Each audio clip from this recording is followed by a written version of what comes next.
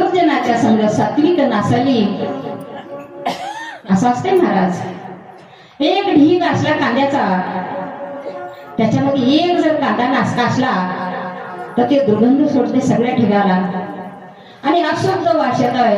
मग हळूहळू ते काय करतंय, आजूबाजूच्याला नासवायला सुरू करतंय. म्हणून पारख करा चांगल्या माणसाची आणि देवाची पारख करा. कारण जगामध्ये फसवे लोक जास्त निघाले. तर बोलतात एक आणि दाखवतात एक. म्हणतात ना, खायचे दात वेगळे असतात आणि चावायचे दात वेगळे असतात. म्हणून सहजासहजी बोलायचे नाही. तर जो चांगल्या वृत्तीचा माणूस असतोय तो बघत नाही हो मागं पुढे सहज. कारण त्याला वाटत असते आपल्यासारखेच सगळे आहेत. कारण तो शुद्ध असतोय आणि चांगला असतोय. ते बघतच नाही एवढं तळागाळाला जाऊन. पण हळूहळू म्हणतात ना, तळ हातानं सूर्य झाकत नसतोय, कधी ना कधी उघडं पडत आहे. हे शिकायचंय ना, बाकी काही नाही. मला सांगायचं काय, शिकलं पाहिजे, विचार केला पाहिजे माणसाने. देवाला ओळखीला नाही हो. स्वतः आत्याचा मुलगा होता, तो लांब नव्हता.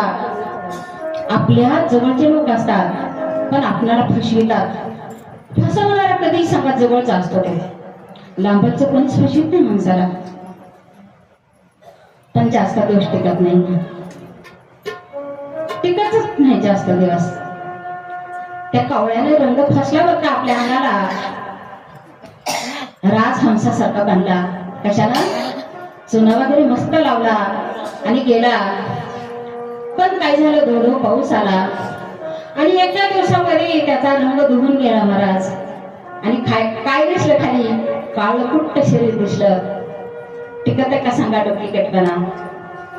4 दिवस टिकत आहे पण खरं ते खरं कधी झपत नसतंय आणि झाकतही नसतंय. अशा पद्धतीने